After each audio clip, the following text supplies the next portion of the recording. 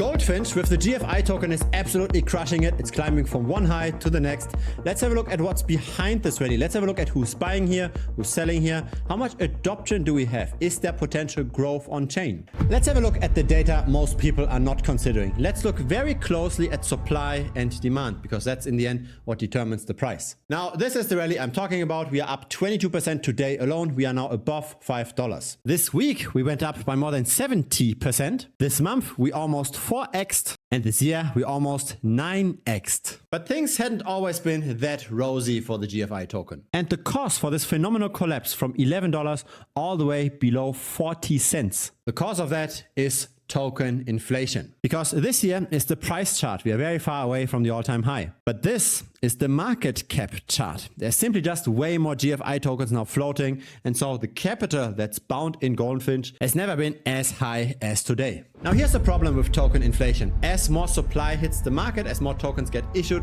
the demand has to grow at the same rate. If it doesn't grow as fast, then of course the price has to go down. Increasing supply, same demand means decreasing price. And so this is then how that looks like over time. In January of 2022, we were at 5 million Goldfinch tokens. Now we are at 71 million. In the last year alone, the supply increased by 60%. Now, sometimes projects simply have initially a high token inflation. But in this case, for the Goldfinch token, that's not the case. We are still just at 25% circulating supply. The supply will 4x from here at some point in time. And so you can already tell from the beginning of this video that I'm not going to bore you with the marketing jazz on the website. Of course, one of the catalysts for GFI is the real world asset narrative. People are speculating right now that BlackRock gets more and more into the crypto real world asset game, as in that you tokenize real bonds, that you tokenize real property. And Goldfinch was pretty much one of the first players in this market. Now here's the total value locked of the protocol over time. At some point we peaked out above 50 million, then we crashed down again, then we had our odd spike again. Now we are very close to all-time lows again. Less than 3 million of total value locked, while the fully diluted market cap is at a bit under 600 million. Doesn't really look like the best deal. Now here's the thing. Sometimes there is simply the future priced into a price, right? Sometimes people anticipate that a new product will be launched and that product will in the end attract a lot of investment, and thus a very high price to total value locked ratio might make sense. Let's have a look at the developer activity of Goldfinch. This is GitHub, and this shows us how many changes programmers do to various applications.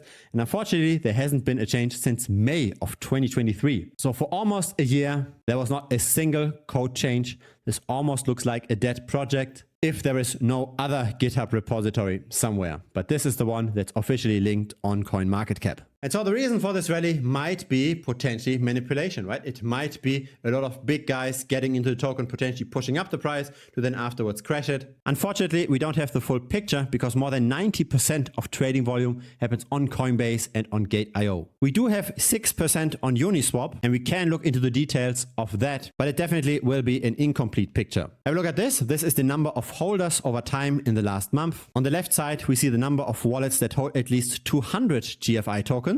So at the current price, that's a bit over $1,000. That's what I'd consider small retail. In the middle, we've got medium-sized retail. That's a 10x from the left chart. So a minimum holding of $10,000. On the right side, we've got the whales. That's a minimum holding of $100,000. So it's 200 tokens, 2,000 tokens, 20,000 tokens minimum holding. And yes, the number of holders for retail did increase quite a bit, by maybe 15% or so on chain. Medium-sized holders grew to a similar degree. The whales didn't grow as quickly. There's no dumping from the whales, but there's definitely also not a lot of accumulation. Most of the purchases happen from the small guys. Still, it's roughly 15% more holders, while the price during that same time period 4x'd. So it's definitely not just organic demand on chain. There's definitely something happening in those centralized exchanges that we unfortunately do not have a lot of insight in. I don't have a crystal ball either where this price is going. I personally stay away. I like to see more information on chain, and I like to see more activity in the GitHub repositories.